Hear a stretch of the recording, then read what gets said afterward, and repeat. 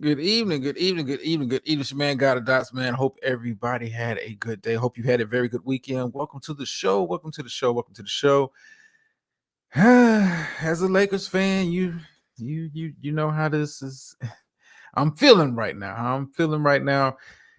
This may not be one of those shows. It may not be one of those shows, but we got to do it. We got to do it. Put the fandom aside and break down what we're seeing, the analytics, and all of that good stuff.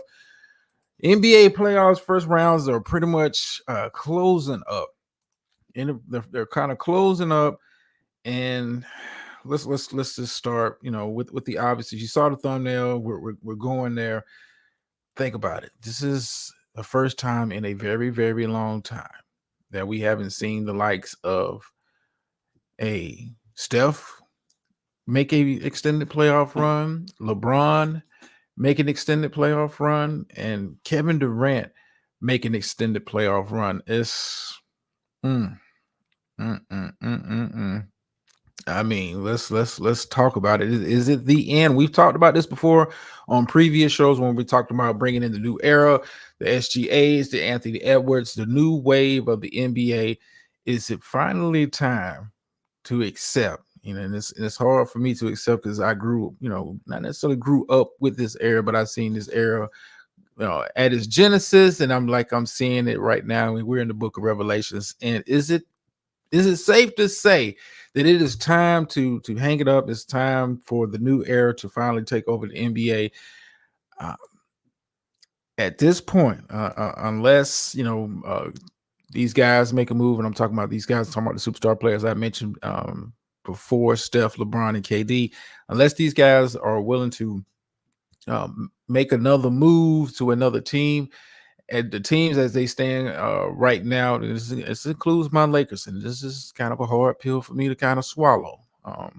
Even though I think we have a pretty good squad, but this team just can't get over the hump. It has too many deficiencies in too many key areas to do it. It's safe to say that it's time to accept that this is the end of an era. And with that being said, I think it is. Not to say that these players are not great, not that these players can still not playing at a very high level. I think it's a safe bet that Kevin Durant may make first team All NBA. I'm pretty sure LeBron's going to make an All NBA team. Steph is definitely going to be in the mix for an All NBA team. These guys are still playing at a very high level, but as it's as the league is kind of showing you, eventually youth takes over, and it's time to move on. And I think for LeBron, he has a very important decision to make.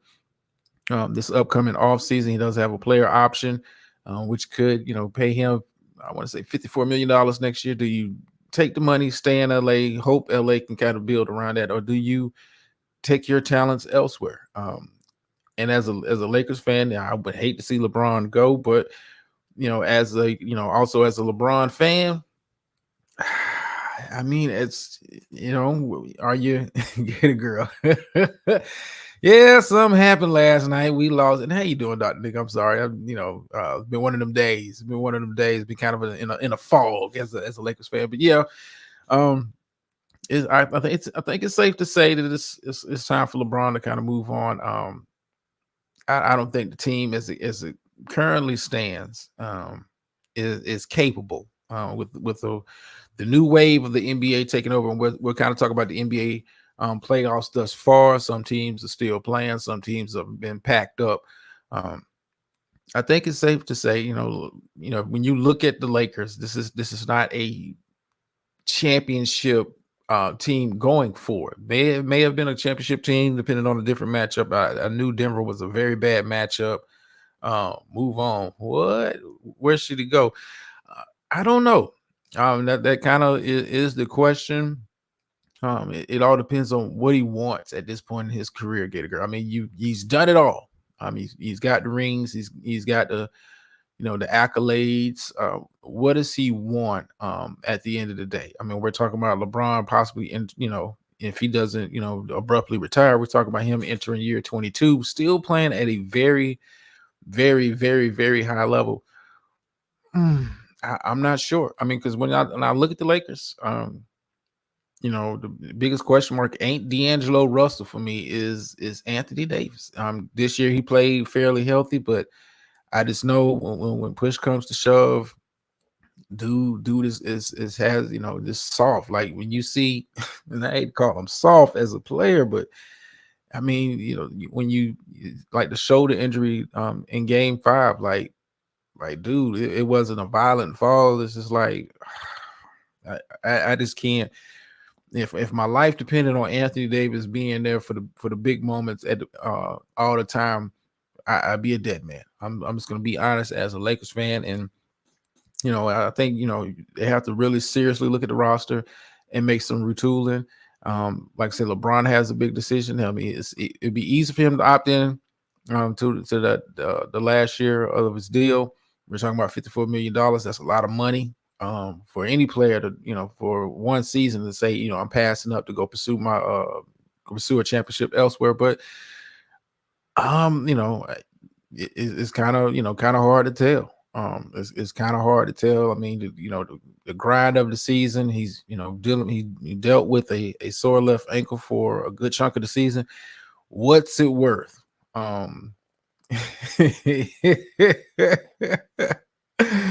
Y'all are harder on street clothes than it. I mean, Gator Girl. I mean, he's just not like AD when he's on. It's just I don't know. He's with the level of skill, we should be really seriously having MVP conversations routinely with Anthony Davis, but he gets hurt at the wrong time, and that's I guess that's the curse of a big man, and it has nothing to do with conditions. I mean, it's freaky injuries, but this dude always seems to get nicked up at the most inopportune times, and if I had to depend on him, to be there. Like I said, this is probably the healthiest year I've seen from him in a long time. Um, for him to kind of go out the way he did, and I'm not sure. But if I'm LeBron, I'm exploring my options. And I mean, what's more important to you? Is it about the money? I mean, because if it's about the money, um, as far as your NBA contract, the Lakers can pay you the most, but LeBron is a billionaire at this point. I don't think he's chasing the money. Are you chasing rings? Is it a team out there that could use a LeBron James to kind of push them over the hump? I'm kind of looking.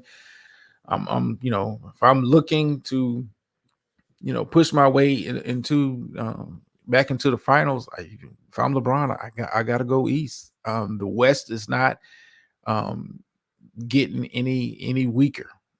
When you kind of look at how the playoffs are kind of breaking out, you have the Oklahoma City Thunder who swept, who are here to stay. You have the Minnesota Timberwolves who swept, who are here to stay.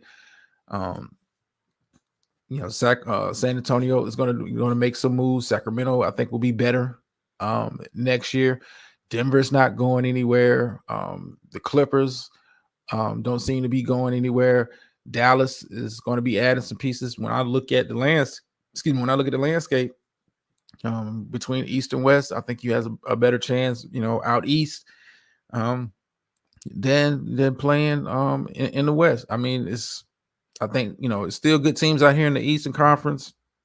And when you look at Boston, who I think is going to finish taking care of business against Miami, should have swept them, but hey, they let them get one. I think LeBron goes east. If I'm LeBron, I go east. Yeah, Cleveland would be when you look at the lineup that Cleveland has. I think LeBron slides right back into the 3 spot. You have Garland, Spider Mitchell. You have Mobley at the 4, Jared Allen. Some good pieces off of the bench. Cleveland could be the destination. I'm looking at Cleveland's opponent in this first round as a possible destination. I mean, Orlando could use a good 3. Could use a good 3 to go along with the talent they have now. Orlando is, they may be. I think Cleveland, Orlando is probably the 2 best teams out east for him to go to. But that's a decision we'll see coming up in June when he has the deadline for him to pick up that option or not. But if I'm LeBron, if it's about chasing the ring, I might go east. I might. You put LeBron on this Cleveland team, they're in a discussion for the best team in the Eastern Conference. Can possibly challenge, um, Boston like that. But when we kind of like look at the rest of the playoffs, Milwaukee Bucks, I think their season is over. No Giannis, um, no Dame for Game 5, elimination game. And I talked about this, coming into this playoffs. The Pacers were a bad matchup for them, healthy. And you got a team that is not healthy. The top two star players are not there. I think it's a done deal. I think the Pacers take care of business, wrap up that series, move on. Um, Mavericks and Clippers is pretty much playing out like I thought it would, as far as it being so evenly matched. Is something about when Luka gets together with the Clippers, it's always a dogfight. With them, I think the Knicks, kind of take care of business tonight. Like this first round of the playoffs is, with the exception of maybe the Mavericks and Clippers, I don't see any of these series um going past 6. I don't think we get a game 7 in the first round. And this has been one of those kind of years where teams have been, when they get up on an opponent, they take care of business. Denver did what they were supposed to do. I'm glad we got one. Glad we got one. But hey, this is like a weird year. It's like a weird year. I mean, because you have Cavs, Magic 2-2, Clippers, Mavs 2-2. I mean, other than that, I think the rest of these series are all over in the next game. I don't see any of these series going past 6. Besides maybe Clippers and Mavs. Has been such a up and down series, wild series. Kawhi has been in and out of the lineup. It's been reported Luka Doncic is got a little nicked up. So, but we'll see. We'll see. But this first round has not been an exciting. Well, get a girl. He's good. The beard is good for early first round series. You start talking about conference finals and that kind of stuff, and that's when it gets tricky. But you bring, you said the Bucks is the biggest disappointment this postseason. I don't think so. I don't think people, if you weren't watching the matchups with the Pacers throughout the season, Pacers have had their number. Pacers have had their number all season long. Like I said, it's that one matchup. That one matchup that if I was a Bucks fan, I did not want to see the Indiana Pacers in the first round, because it's something about their style of play, how they kind of get up and down the floor, how they push the pace. It has been, they've been on them. They have been on. You said the Pacers are scared sleepers. I wasn't high on the Pacers early in the season, but their stock kind of rose with me when they brought in Pascal Siakam. And you seeing what he's doing in this Milwaukee series. Granted, Giannis is not there, but Siakam. I think a lot of people realize how good of a player he is, because he was playing in Toronto for all these years, and outside of the year that Kawhi got them a championship, I don't think people were paying attention to how good of a player he is. But this is Pacers have a very good lineup, and they when you kind of look at their lineup and they match up well against everybody in the East, and they can play at any kind of pace they need to. They got guys that can shoot, they can play slow, they prefer to play fast. Halliburton is an all-star for a reason. Miles Turner is a force down low, but he can also stretch it out on the offensive end. Pacers, how you doing? Keep. The Pacers. This with no Giannis, this series is kind of going how I thought it would. I thought it was going to be a tough matchup with Giannis. No Giannis. Now you have no Dame. I think it's a done deal.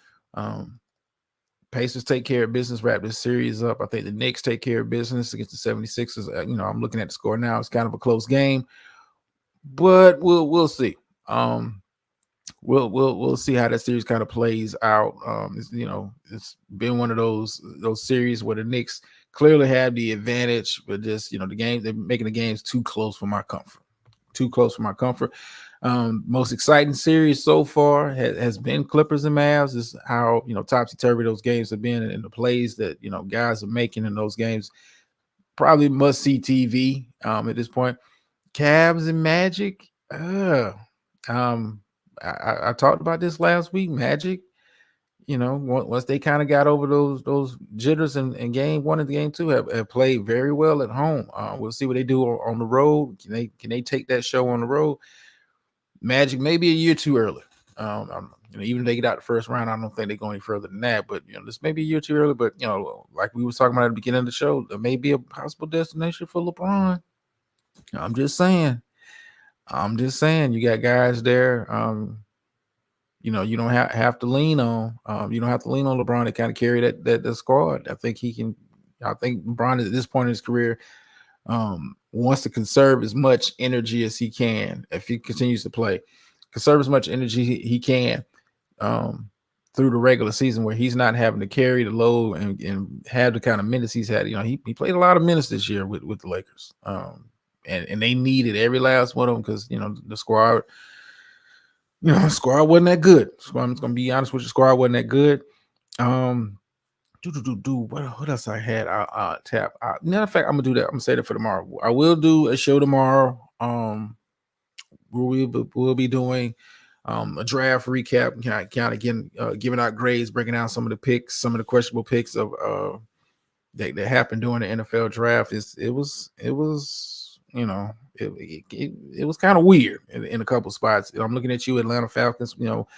I understand you want to prepare for your future, but you spend the number 8 pick on a quarterback that nobody saw getting picked that high. If you wanted that guy, you had the option to trade back Michael Penix, and I think he's going to be a pretty good quarterback, but you just gave Kirk Cousins all that money. Why do you draft him at number 8? Questions. But we'll do a show tomorrow, breaking down the NFL draft. I said I was gonna do it Sunday, but brother got caught up. I got caught up and decided to just kick back and watch some games. Speaking of games, let's see. Before I'm not gonna be here too long tonight. Let's see what the score is looking like. Right now, you got Knicks up, Magic and Magic down by 1.5. This going to be must-see TV. Then Pacers, I think, take care of business tonight. Close out the Bucks. No Dame, no Giannis.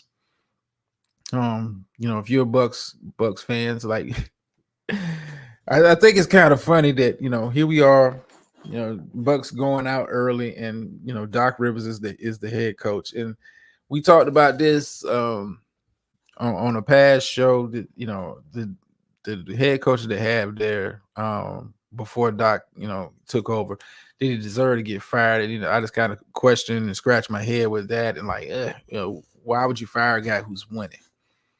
Because the players don't like him, and now you're about to get smooth kicked out of the first round, and rightfully so. No Giannis. I don't think, even if they win tonight, I don't think he comes back. I think you guys just at this point kind of shut it down. Allow Dame to get healthy. I mean, these guys are a little bit older. Let Dame get healthy. Let Giannis get healthy.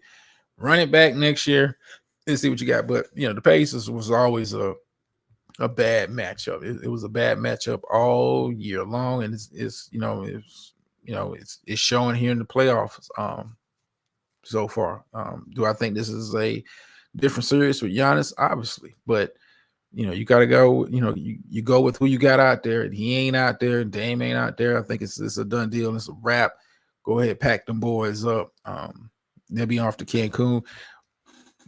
Now, as looking back on this first round, I'm going back to what you said, Gator Girl. You got the Bucks as being the most disappointing. I think Phoenix has to be looked at as the most disappointing thus far this postseason in the way that they went out. You can't blame it on injury. You can't. They're going to Galveston. You can't blame what happened to Phoenix on injury. so much hype. They bring in Bradley Beal. People were penciling him in as early favorites in the Western Conference, and for them to go out and to get swept in the first round, and in the manner in which they get swept, I mean, this team mortgaged their future. They gave up all these future first round draft picks. They pretty much emptied the clip to bring in Bradley Beal and KD over the past 2 seasons and have nothing to show for it. Have nothing to show for it. And I think this ought to be a lesson to NBA GMs out there. The days of putting together guys and calling it a super team and thinking you're going to go out there and just dominate just because you have a top heavy team. Those days are over. I think Denver is going to be the model going forward. And when I say the model, not necessarily structuring your team like that, but they have guys that know their roles. You have your two star players, and Jamal. Let's be frankly clear. Jamal Murray is a star player, but you have your two star players, but you got guys that know their roles, fit their roles, and it's continuity there. You can't just throw together guys. And it looks good on paper. The Suns look good on 2K, but not in the real NBA. And Minnesota exposed that. Your lack of depth, your lack of a big man, no bench, and you got exposed. For me, Phoenix is the most is the most disappointing. I get you weren't surprised by Phoenix based on how their year went. But if you'd asked anybody, who you pick not getting out of the first round, I don't think a lot of people would have picked Phoenix at the start of the year. I'm just keeping it thou out, which I don't think a lot of people saw the Suns. I wasn't one of the people that saw the Suns as NBA Finals or bust, but I didn't think they were going to be dominated in which they was dominated. And let's be clear, Minnesota took care of business very thoroughly with them. But you bring in Bradley Beal. The expectations were NBA Finals, conference finals at the minimum for Phoenix, much like when they brought in KD last year. But I think that model of building teams like that with guys like that are very top heavy, have very similar games, no bench, no bigs, no point guard to run the show, to kind of keep stuff in order. I think that model's over. And it's a possibility. KD, it's been reported already. He's unhappy with the direction of the team. He's unhappy with the direction of the team. Is talks of is Vogel going to be around long term? But we'll see. It's going to be a very interesting off season in LA. It's going to be a very interesting off season in Golden State. Very interesting off season in Phoenix. What do those teams do to, because they obviously still have championship aspirations. What do you do to make your team better? I think Golden State, biggest question, what do you do with Clay? LA, does LeBron come back? If LeBron comes back, who gets moved? I was one of those folks that have been screaming for D'Angelo Russell to be moved because you didn't need him. He's more of a luxury than anything. You didn't need him, and he came up, small like Mickey Mouse. Excuse me, he came up small like Mickey Mouse in this first round series. He's never going to be a good defender. And he's a streaky shooter at best. You should have moved him, but hey, I'm not the GM. I'm just a dude with a microphone. But anyway, yeah, KD's leaving. Yeah, I think KD's leaving. Get a girl. I think at this point of his career. I mean, Phoenix is no way to fix that roster. It's really no way to fix that roster unless Bradley Beal waives his no trade clause and you can get some assets back from him. And it's been rumored that Devin Booker is looking to possibly be up out of Phoenix too. And he's eyes, the reports are, if you believe the pundits, he's looking towards New York as a possible landing spot. But I think KD, I mean, I don't know what I would, I think KD can fit on any team, but I don't know where he goes. Phoenix is, I always thought Phoenix was a bad a bad landing spot for him, considering that you're playing with another guy that needs the ball and saying as much as he does. And I'm talking about Devin Booker. Then you bring in another guy like Bradley Beal. Like, yeah, it's too many similar pieces, and guys had no bench. No, but I mean, you had KD playing the four in this series. KD is you're not handling Cat on the block. And nah, I don't know what KD, but it's gonna be a very interesting offseason for those teams. As far as the rest of these teams, hey, let me get back to watching these games.